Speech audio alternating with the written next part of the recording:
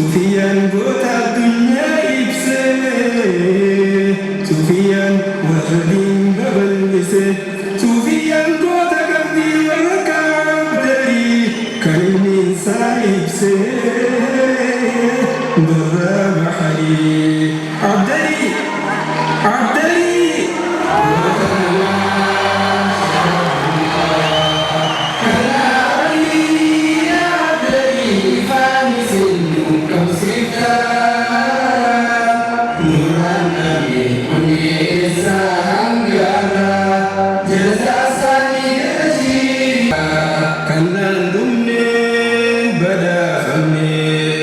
Islam irraa taasifamne ummatoota irraa filamne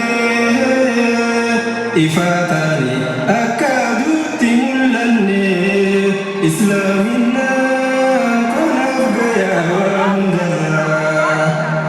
Sheekh Abdullah Sindaadannaa maqaa keessaan dubbachuudhaaf gammannaa ahlu sunnaan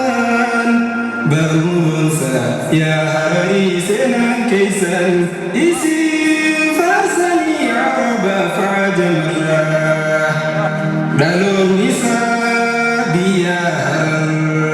umrii guutuu khidmaa diiniif manaa bahee bar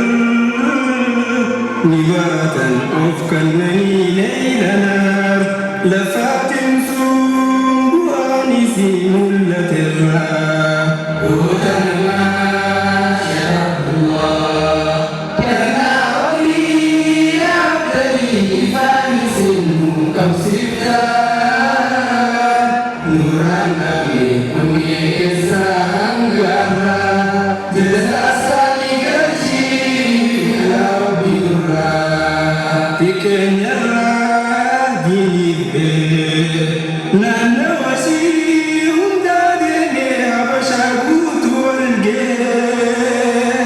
Harar jimma hangara yaatille